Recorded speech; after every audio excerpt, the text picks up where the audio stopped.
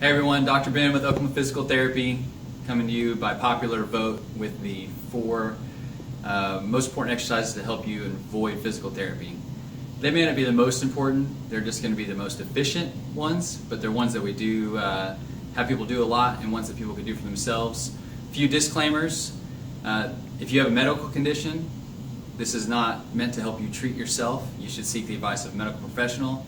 If any of these exercises cause you pain, seek the advice of a medical professional. These are mainly for prevention, so mainly for prevention, okay? All right, so first things first. Simple exercise. We're going to focus on shoulders and hips because lower back and trunk dysfunction is just too complicated to try and cover in a short video. So first exercise,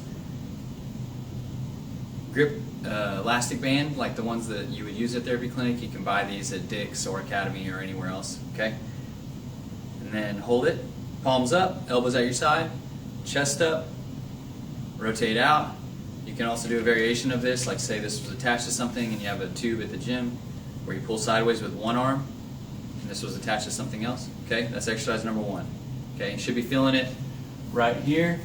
It's going to help save you from pinching a little muscle on top of your shoulder by making the muscle that protects that muscle a little stronger. All right, let's move on to exercise number 2. All right, so exercise number 2, another shoulder exercise. We call them face rows. So if you know what a row is, it's like that, except you're pulling to your face. A few key points, okay? When you pull back, so you're going to back up. You can do this with several different. You can use a cable machine or a couple other, elastics bands like what we use.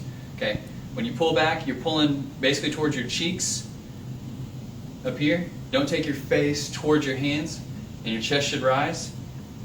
Okay, again, shouldn't hurt. You should feel like you're working back here, and then down into between your shoulder blades. Focus on working there. One of the points of pulling high is it tries to make you not use here, so don't squeeze and shrug your shoulder blades. Don't squeeze and shrug your shoulder blades up high. Okay? Exercise number 3. Exercise number 3, not a cool looking one. We call it sideways walking, and we usually ask people to do a little chicken dance with it. But anyway, if you can see a band around my knees, okay, you're trying to strengthen these muscles in your hip. If these muscles are strong, you have better hip stability, and you also are less likely to use your back for more routine tasks like walking, okay? So, band around your knees, have it tight, flex your legs out like you're trying to be bow-legged, so you're pushing out with your knees, and then you're gonna walk sideways, taking itty-bitty little steps, okay? It seems easy, but eventually it'll get hard. Go down a certain distance. We have people move 30 feet in the clinic and then come back 30 feet, and we usually have them do that twice. All right, exercise number 4. Okay, exercise number 4, honestly not that revolutionary.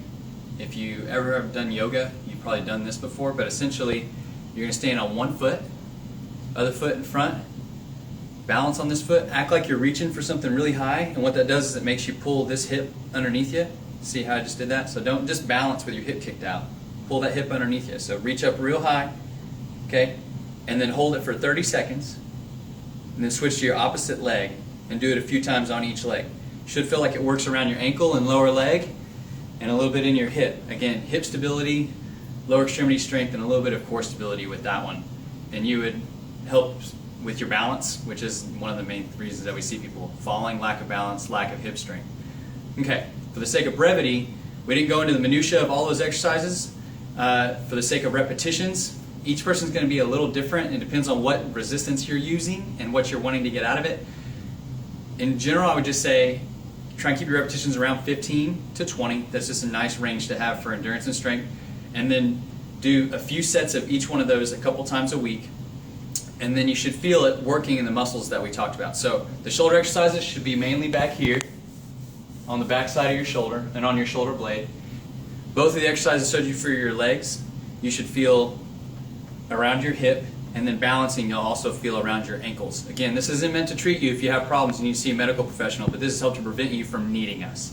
Any questions? Feel free to leave them in the comments or call us at Oklahoma Physical Therapy.